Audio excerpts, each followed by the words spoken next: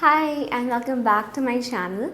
So today I'm going to show you something really simple and one of the most basic things about vegan baking, and that's how to make homemade aquafaba.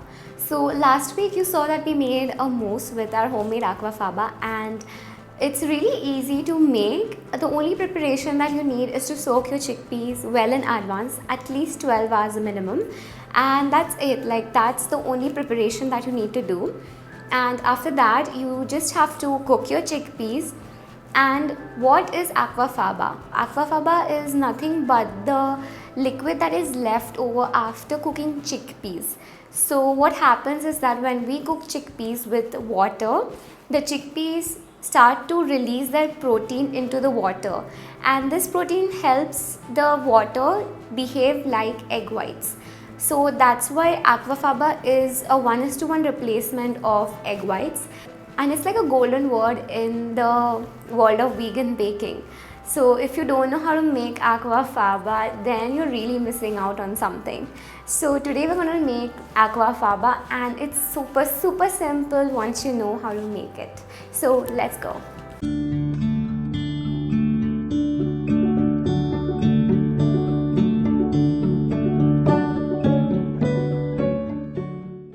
So we're going to take some soaked chickpeas and put them in the pressure cooker along with all the water and let it whistle for 6 whistles. Then once it's cooled down, we're just going to transfer all the water along with the chickpeas into a bowl and let it rest overnight, that is minimum 12 hours in the fridge with the chickpeas. So once it's rested, the next day we will just measure out the water in a saucepan, and we will take the water and boil it and reduce it till half its weight. So if it's 100 grams, then you will boil it to up to 50 grams. So make sure you keep an eye on your water. So once it is boiled enough, we are just going to let it cool, and then we will again once more weigh out the remaining water.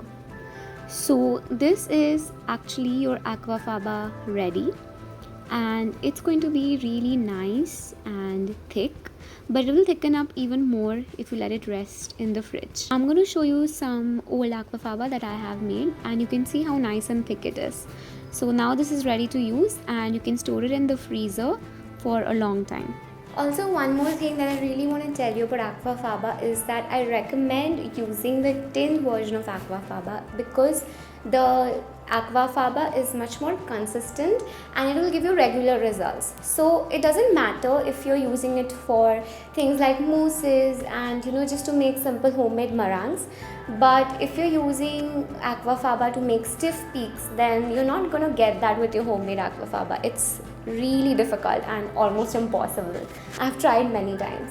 So I would recommend that you do use the tinned aquafaba, but if you do not want to, absolutely don't want to, you can of course always make this homemade aquafaba.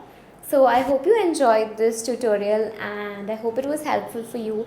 And if you like these kind of basic recipes about vegan baking, then do comment, and I would love to hear some suggestions from you of what you would like to see. And also, if you like this video, then please don't forget to comment, subscribe. Also, if you need the recipe link for today's video, then I have attached it in the description box below. So thank you, and see you in the next video. Like, comment, share and subscribe, and don't forget to visit the website for the recipes.